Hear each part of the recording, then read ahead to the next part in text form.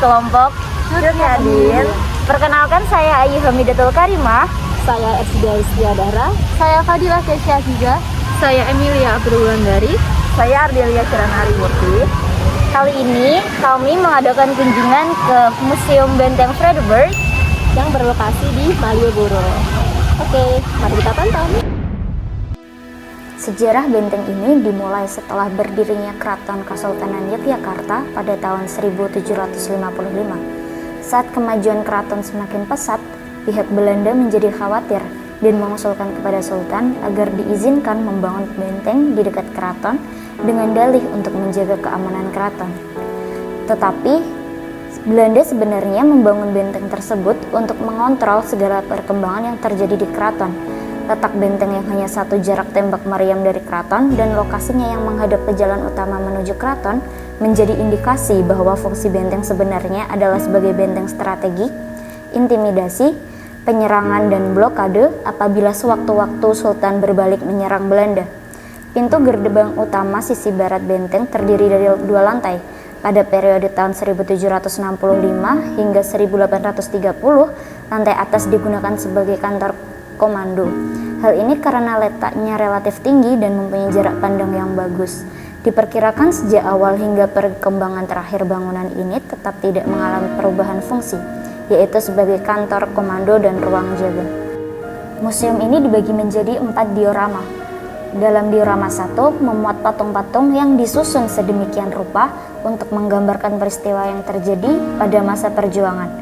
Peristiwa yang ada dalam diorama 1 antara lain pemogokan kaum buruh pabrik gula di sekitar Yogyakarta,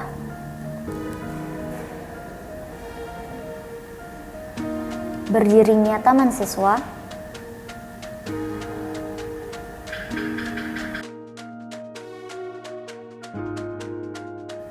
Kongres Jong Java di Yogyakarta, penobatan Sri Sultan Hamengkubuwono IX, masuknya tentara Jepang di Yogyakarta, pembangunan Selokan Mataram, dan masih banyak lagi. Kemudian masuk ke diorama 2. Pada diorama 2 akan diawali dengan ilustrasi peristiwa proklamasi. Secara garis besar, diorama 2 berisi tentang peristiwa sebelum proklamasi dan peristiwa proklamasi. Peristiwa yang digambar dalam diorama 2 antara lain peristiwa rapat yang dipimpin Sri Sultan Hamengkubuwono IX untuk mendukung proklamasi kemerdekaan dan terdapat mesin cetak, pengibaran bendera merah putih di Gedung Cokan Kantai, pengoboman Balai Mataram, Gedung RRI dan Museum Sono Budoyo oleh Sekutu,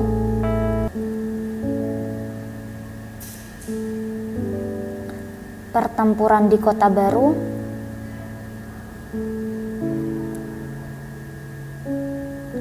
perebutan senjata tentara Jepang oleh Polisi Istimewa Pemuda dan Massa Rakyat,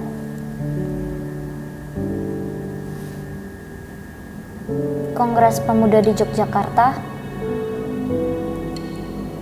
pemerintah Republik Indonesia yang hijrah ke Yogyakarta,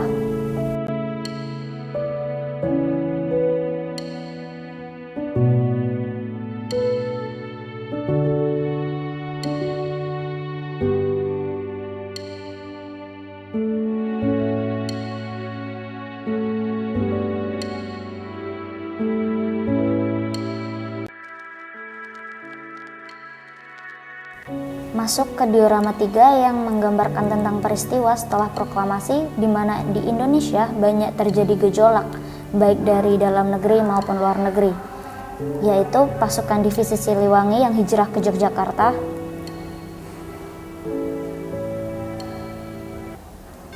agresi militer Belanda II,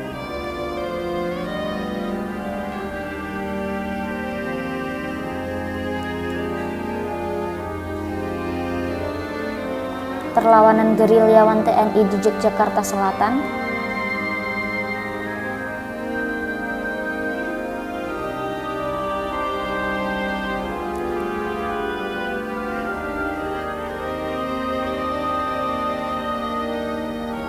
serangan umum 1 Maret pada tahun 1949,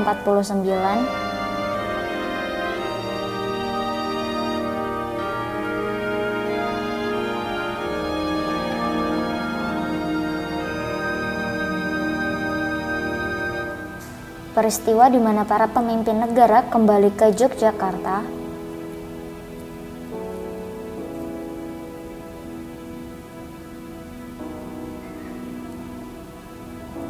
Adanya konferensi inter-Indonesia yang pertama,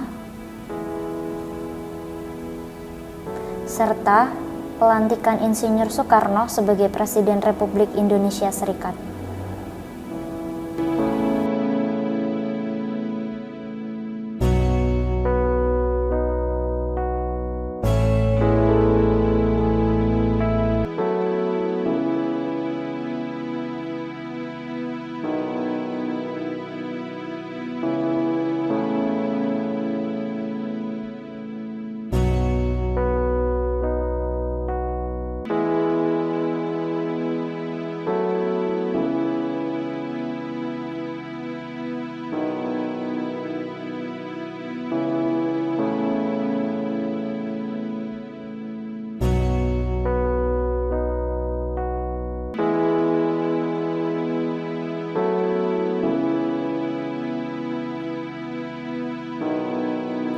Selanjutnya masuk ke diorama 4. Pada diorama 4 ini menggambarkan peristiwa sejarah dari pemilihan umum pertama di Yogyakarta pada 1950, konferensi rencana Kolombo, seminar nasional Pancasila pertama di Yogyakarta, pencanangan Trikora, peristiwa G30 SPKI di Daerah Istimewa Yogyakarta, penumpasan G30 SPKI di alun-alun utara Yogyakarta, serta amanat Presiden Soeharto tentang P4 di Universitas Gadjah Mada.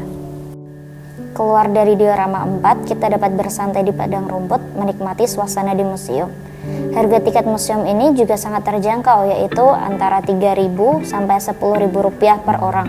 Dengan tiket yang telah dibayarkan, kita dapat melihat koleksi museum yang tertata rapi dan kekinian seperti panel interaktif, games yang menarik, dan juga tempat untuk menonton film yang menceritakan tentang awal proklamasi hingga setelah kemerdekaan. Oleh karena itu, tunggu apa lagi? Ayo kunjungi Museum Benteng Vredenburg, dan kalian juga bisa mengajak teman, keluarga, dan pacar. Seperti itulah kunjungan dari kelompok kami pada hari ini. Sangat disayangkan apabila perjuangan para pahlawan dilupakan begitu saja. Dari Museum Vredenburg ini, kami dapat mengetahui nilai-nilai perjuangan para pahlawan. Sekian dari kelompok kami, terima kasih.